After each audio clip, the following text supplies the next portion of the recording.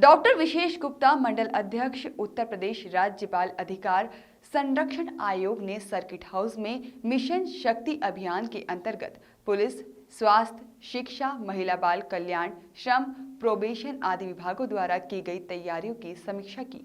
Mission शक्ति 17 अक्टूबर से 25 अक्टूबर 2020 तक चलने वाले अभियान का उद्देश्य महिलाओं, किशोरियों एवं बच्चों के ऊपर होने वाले अपराध को रोकने के संबंध में प्रचार, प्रसार एवं जानकारी उपलब्ध कराकर महिलाओं, किशोरियों को उनके अधिकारों के प्रति जागरूक करना है। प्रदेश में हो रही घटनाओं को लेकर शासन बहुत सख्त है तथा यह प्रदेश सरकार द्वारा बहुत बड़ा अभियान चलाया जा रहा है। मिशन शक्ति आगामी 17 अक्टूबर से प्रारंभ हो रहा है। इस अभियान को अंतर विभागीय समन्वय के साथ प्रभावी ढंग से संचालित किया जाएगा। डॉक्टर विशेष गुप्ता ने पुलिस विभाग द्वारा की गई तैयारियों की समीक्षा करते हुए कहा कि जनपद स्तर से लेकर गांव स्तर तक मिशन शक्ति अभियान की जानकारी पहुंचाएं। इस अभियान में पुलिस की अहम भूमिका है।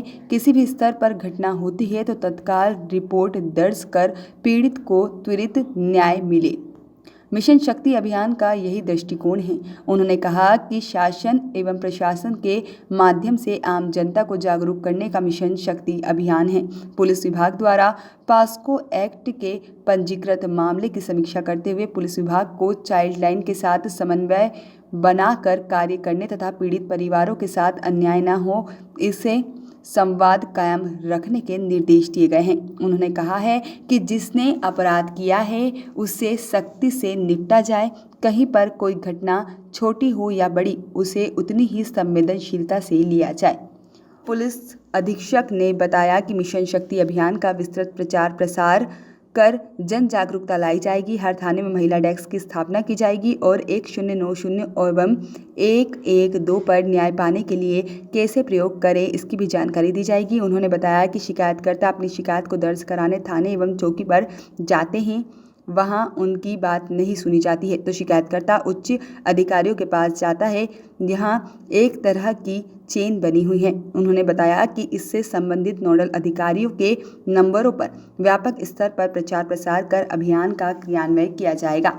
उन्होंने बताया कि जनपद में पॉस्को एक्ट के 77 मामलों में चार्जशीट लगी है, 14 में FIR तथा 18 मामले पेंडिंग हैं। 11 मामले पंजीकृत हैं, जिसमें से 190 लोगों को जेल भेजा जा चुका है। मंडल अध्यक्ष डॉक्टर विशेष गुप्ता ने शिक्षा विभाग के अधिकारियों से शिक्षा का अधिकार अधिनियम आदि नई शिक्षा नीति के संबंध में समीक्षा करते हुए कहा कि गांव के ग्राम प्रधान एवं गणमान्य व्यक्तियों के साथ मिशन शक्ति अभियान की चर्चा कर जागरूकता लाएं।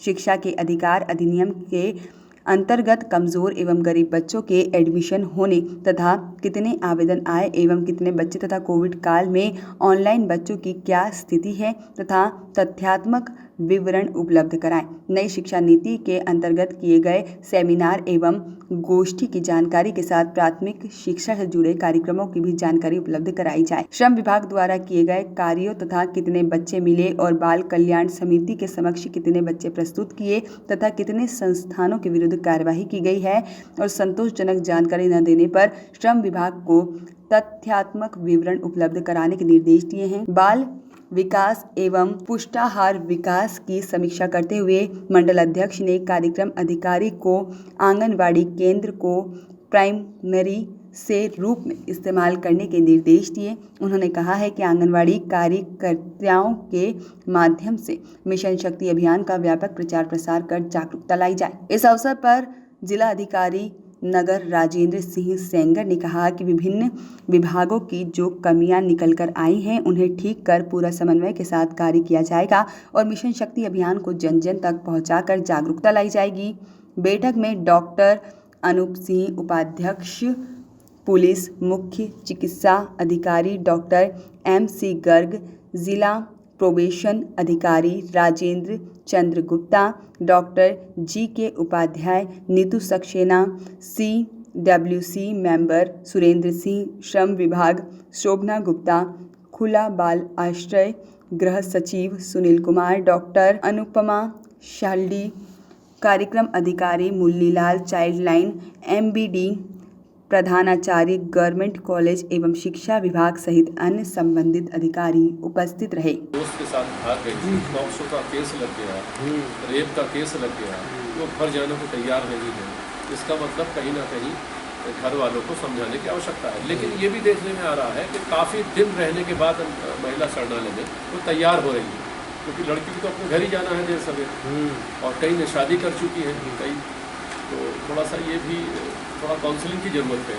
तो बाल कल्याण समिति, जिला बाल संरक्षण समिति, पुलिस, महिला कल्याण बाल विकास विभाग, ये सब आपस में मिले और काउंसलिंग की ज़रूरत है, ख़ासतौर पर ऐसे माँ बाप और उनको लेकर भी, ताकि बताने की आवश्यकता है। क्योंकि आप जानते हैं कि अगर कोई भी बच्ची अगर घर से निकल गई है तो कहीं ना कहीं प्रेम मोहब्बत, ये जो कुछ भी घटनाएं हैं, ये उसको कहीं ना कहीं परिवार में कम मिल रहा है। इसका मतलब परिवार की काउंसलिंग की ज़रूरत है कि अगर बच्चे को पुनर्वासित करना है तो वो परिवार से बढ़िया पुनर्वासित हो ही नहीं सकता। तो हम संस्थाएं तो उसको संरक्षण दे रहे हैं, भाई जाएगी कहाँ बच्ची। इसलिए थोड़ा सा आवश्यकता ये भी पड़ी कि काउंसलिंग की ज़रूरत है। तो इसलिए मैंने DPO साहब से भी कहा है, पुलिस विभाग से भी कहा है कि ऐसे बच्चों की काउंसलिंग कराने की आवश्यकता है। और काउंसलिंग के लिए भी जो हमारा सिस्टम अपर्याप्त है, क्योंकि हमारी मजबूरी है, हमें काउंसलिंग को उसमें से लगने जिन्होंने अप्लाई करा है। अब ये प्रोग्राम बना है कि जहाँ यहाँ यूनिवर्सिटीज़ भी कई हैं, कॉलेजेस भी कई हैं, मनोविज्ञान के प्रोफेसर रिटायर्ड भी कई हो गए, ऐसे लोगों की लिस्ट बनाना विशेषज्ञों की, और अपने संस्थाओं के लिए उनका प्रयोग करना, ताकि हमारे बच्चों को उनका लाभ मिल सके। ये भी एक बनी है कि ऐसे काउंसलर विशेषज्ञ हो जो समाज के बेहतर हो। 100 महिलाओं की एक लिस्ट तैयार की जाएगी जो सशक्त महिलाओं के लिए काम कर रही हैं, जूडो कराटे के लिए काम कर रही हैं, पढ़ाई के लिए काम कर रही हैं, बस्तियों में काम कर रही हैं, या तमाम कमज़ोर गरीब घरों के बच्चों को पुनर्वासित कराने का काम कर रही हैं। तो ये सबसे वार्ता हो गई है। इसमें हम लोग रहेंगे, जिलाधिकारी के प्रतिनिधि रहेंगे, SSP के प्रतिनिधि रहेंगे, और बाल पुरस्कार की जो अपनी अनुपा शांडिल्य जिला कार्यक्रम अधिकारी, उनके माध्यम से 100, क्योंकि मिशन शक्ति 17 से 25 तक चलना है, ये चलना है, और आगे तक भी 6 महीने तक भी। लेकिन फ़िलहाल इसका प्रभाव जागरूकता, महिला सशक्तिकरण, इसके साथ में महिलाओं का पुनर्वासित, और अगर उनके खिलाफ अपराध हो रहा है तो तुरंत संज्ञान लेके ऐसे अभियुक्तों को तुरंत बंद करना, कोई समझौता नहीं उसमें। तो ये वार्ता मुझे लगता है कि ऐसे अधिकारों के बच्चों के, नाबालिग बच्चों के अधिकारों का संरक्षण है। स्कूल खुल रहे हैं धीरे धीरे, वहाँ पर ये मन चले मंडराए ना, इसके लिए नाबालिग बच्चे ही जाते हैं। अभी ये चाइल्ड लाइन वाले बैठे थे, 90 बच्चे ऐसे निकल कर आए हैं फिलहाल अभी तक कोविड काल में। लेकिन उनको ये कहा गया है कि चूँकि ट्रेन दोबारा शुरू हो रही है, इसकी हमारी संभावना लग रही है कि बच्चे हमारे दोबारा से कहीं ना आ जाएं वहाँ पर। ऐसे बच्चों के पुनर्वासन का इंतजाम हमारा होना चाहिए, यानी ऐसे बच्चों को बाल कल्याण समिति के सामने ले जाना, उसके बाद ऐसे बच्चों के पुनर्वासन का इंतजाम, ऐसे परिवारों का स्किल डेवलपमेंट। मान लिया आप प्रवासी हैं तो प्रवासी को मनरेगा में लगाना है क्या, बच्चों को पढ़ाई के लिए लगाना है क्या, या उस परिवार को कहीं निर्माण कार्य में लगाना है क्या, ये देखने की आवश्यकता है ना। तो ये उसको ये निर्देश दिए गए थे कि ऐसे जो बच्चे हमें मिल रहे हैं, इनके परिवारों की स्किल मैपिंग करने की आवश्यकता है, और स्किल मैपिंग होगा तभी बच्चा क्यों निकल रहा है। दूसरा, बाल श्रमिक विद्या योजना की बात आपसे रह गई, वो भी जवाब हालांकि बढ़िया नहीं दे पाए, लेकिन कोशिश हुई है कि शायद 71 बच्चे के लगभग बाल श्रमिक विद्या योजना अभी 12 जून को बाल श्रम विरोध दिवस होता है, उसमें मुख्यमंत्री जी ने शुरुआत की थी। उसमें 3 कंडीशंस थी, या तो माँ बाप ना हो, या माँ बाप दिव्यांग हो, या उनकी कोई भी ज़मीन किसी प्रकार की ना हो, खाने पीने का साधन ना हो, और बच्चा मजबूर हो रहा है। ऐसे तो लड़के को 1000 रुपये, लड़की को 1200 रुपये प्रति माह दिए जाएंगे। यह है बाल श्रमिक विद्या योजना। और बच्चा अगर वो उसमें 90 में चला गया है, 10वीं में चला गया, तो उसको एक मुश्त राशि 6,500 की दे दी जाएगी। तो ये बाल श्रमिक विद्या योजना है। तो जैसे मुझे भाई ने बताया कि रेलवे स्टेशन पे जाए तो बच्चे पड़े हुए हैं, तो वहाँ पर तो उनका तो कोई परिवार ही नहीं है। हाँ, परिवार नहीं, लेकिन नाम ऐसे तो परिवार बच्चे मतलब दो बातें हैं। वहाँ पे जो होटल है ना सर, वो होटल नाबालिग लड़के वो दे जाते हैं रेलवे के बाहर जो है। जी जितने बिहार में सब में यही काम चल रहे हैं। छोटे छोटे बच्चे यही काम कर रहे हैं। वो तो ID हम प्रेस करवा लेंगे, उनको ID पता लग जाएगा। टास्क फोर्स की जरूरत है, आप कार्यबद्ध में लिख लीजिए, बड़ी भूमिका है। तीसरा, महिला कल्याण बाल विकास, आप पढ़ेंगे तो उसमें लिखा महिला कल्याण बाल विकास। हम चूँकि उसी में आते हैं, आयोग उसी में आता है, तो हमारी जिम्मेदारी बन जाती है। तो यहाँ शुरुआत एक तो ये था कि जो बाल यौन उत्पीड़न की घटनाएं पिछले सप्ताह में 10-12 बढ़ी हैं, आपने देखा होगा उसमें, और उसमें कार्रवाई भी ठीक हुई है, कहीं कार्रवाई में भी कोताही नहीं बरती गई। पुलिस ने सबको जो अभियुक्ता उठा के बंद कर दिया, पॉक्सो के अंतर्गत रिपोर्ट दर्ज हुई, मेडिकल उनके हो चुके हैं, और बच्चों के लिए जो सम्मान राशि है, जिसको हम रानी लक्ष्मीबाई सम्मान कोष कहते हैं, निर्भया कोष, उसके अंतर्गत कार्रवाई चल रही है। उसमें 1 लाख रुपये तुरंत मिल जाता है, और जब विवेचना और टास्क फोर्स बनने के बाद इमीडिएटली उनको रेस्क्यू करा के, और मैंने जो यहाँ नो चाइल्ड लेबर अभियान चला, नो चाइल्ड लेबर का मतलब शहर में कोई चाइल्ड लेबर ना हो, ये तो पूछना चाह रहा था। 11 बच्चे मिले केवल उनको, आप समझे ना, ये सवाल उठता है ना कि शहर में बाकी बच्चे मिले ही नहीं। इसका मतलब टास्क फोर्स की जिम्मेदारी है कि उसमें पुलिस भी है, AHQ भी है, बाल कल्याण समिति भी है, DCPU भी है, और पुलिस का अधिकारी भी है। ये वहाँ रेड डालें और उन बच्चों को भर के लाएं, उन बच्चों के मेडिकल हो, और मेडिकल होने के बाद उनको कहाँ शिक्षा में ले जाया जा सकता है, जी, ठीक है ना, और उनके परिवारों की मैपिंग हो। भाई बच्चा अगर ठीक ठाक परिवार काम कर रहा है और केवल आमदनी के लिए भेजा, तो भाई उसके खिलाफ कार्रवाई करो। और परिवार को अगर मनरेगा में या कहीं निर्माण कार्य में लगाने के लिए, तो परिवार को लगाओ, बच्चे को पढ़ाने के लिए लगाओ कि घर बैठेगा ही काम तुम करोगे, ठीक है ना। या अगर बाल श्रमिक विद्या योजना में ये सब है कि परिवार में कोई है ही नहीं काम करने वाला, माँ बिल्कुल दिव्यांग है, पिता दिव्यांग है, कुछ काम ही नहीं हो पाता, ये बच्चों की आमदनी पर है, तो इस बच्चे को हम उस तरीके से ट्रीट करेंगे, ठीक है ना। बाल श्रमिक विद्या योजना यही तो है कि ऐसे परिवारों को 1000 रुपये देना, चलो भाई पढ़ो, पढ़ने के लिए, तो यही अब स्कीम है। तो उस स्कीम पर ग्रास रूट लेवल पर उतना काम जितना होना चाहिए, श्रमिक लेवल पर उतना काम नहीं हो रहा, इसलिए समीक्षा की जरूरत है। RPF और GRP भी जो है वो अपना रोल मतलब निभा नहीं पाते। हाँ, सबसे बड़ी प्रॉब्लम ये है क्या वो पैसे ले रही है, GRP अपने आप को सेपरेट समझती है। कई बार ये समझती है कि हमें बाल कल्याण समिति कौन होती है, भाई बच्चा हमने पकड़ा तो हम छोड़ेंगे इसको। कई पर कार्रवाई चल रही है इस पर, हमारे पास खिलाफ हमारे पास है ऐसे, तो कई पुलिस के लेवल पर भी कई बार ये समस्या आती है कि साहब थाने से अपने आप ही छोड़ दिया। तो आपको ये समझने की आवश्यकता है कि हर थाने में SJP यानी स्पेशल जुवेनाइल पुलिस यूनिट रहती है, और थाने पर बाल कल्याण अधिकारी रहता है, लेकिन वो कोई स्थायी व्यवस्था नहीं है। वो अगर आज ट्रांसफ़र हो गया तो जरूरी नहीं कि वो बाल कल्याण अधिकारी बनेगा, और उसकी जगह पर जो आएगा वो बाल कल्याण अधिकारी आएगा। बाल कल्याण अधिकारी जिसको 3 साल तक पुलिस में ट्रेंड करा और बच्चों के मुद्दों को लेकर जानना शुरू किया, उसका ट्रांसफर कर दिया आपने, तो दूसरा वाला तो उस बच्चे को अपराधी समझ के ट्रीट करेगा ना, और वही होता है। और ये जो मुझे लगता है ये जो पेटी क्राइम में है, हो सकता है पेटी क्राइम में इसी तरीके की चीज़ें रहेंगी, तो पता ही नहीं उसे SJPO को।